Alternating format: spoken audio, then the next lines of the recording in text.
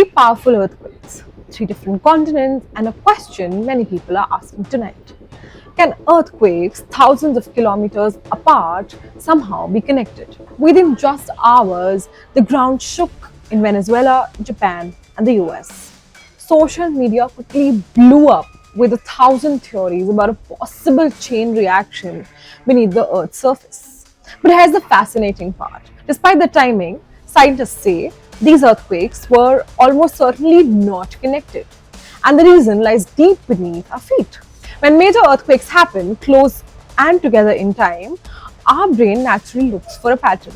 After all, a devastating quake in Venezuela, followed by a strong tremor in Japan and another in California within hours, sounds more than just a little suspicious. But geology tells a different story. Think of the Earth's crust as a giant cracked eggshell made up of massive tectonic plates, constantly moving, colliding, and grinding against each other. The key point? Not all earthquakes happen on the same fault system. And these three earthquakes occurred in completely different geological neighborhoods.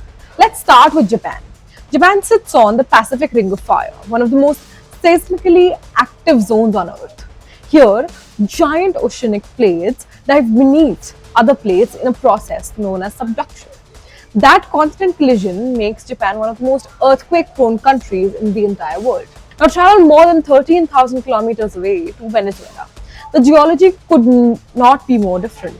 There, the Caribbean plate and South American plate are largely sliding past each other. It's a completely separate tectonic system with its own stresses, faults, and earthquake history. And then there's California. Its famous earthquakes are tied primarily to San Andreas fault system, where the Pacific plate and North American plate slowly glide against each other. Again, a different plate boundary, a different fault network, and a completely different geological mechanism. In simple terms, Japan, Venezuela, and California are simply not connected by any joint underground fault stretching across the planet.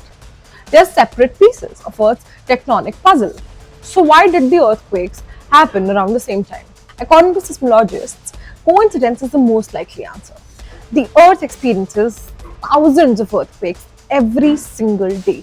Most are too small to be noticed. Occasionally, several larger earthquakes happen within a short time frame simply because our planet is constantly releasing built-up stress in different locations. Could one earthquake trigger another on the other side of the world? Technically, a major quake can send seismic waves traveling around the globe. But by the time those waves reach distant faults, the stress changes are usually far too small to trigger another major earthquake. Scientists have found no evidence linking these specific events.